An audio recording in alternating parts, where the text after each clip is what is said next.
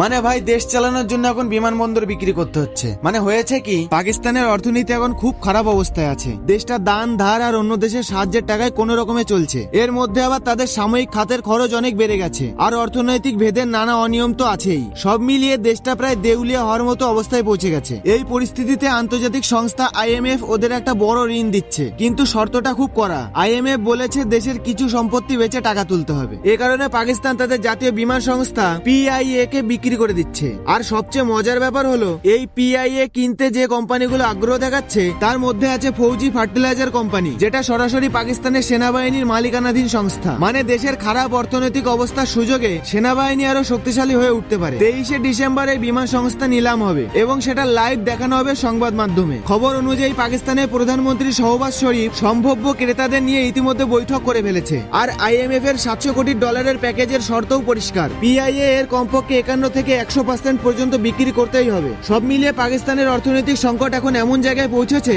যেখানে দেশের নিজের বিমান সংস্থাটাও বেচে দিতে হচ্ছে। এক্ষেত্রে তোমার মতামত কি, কমেন্টে লিখে জানাও।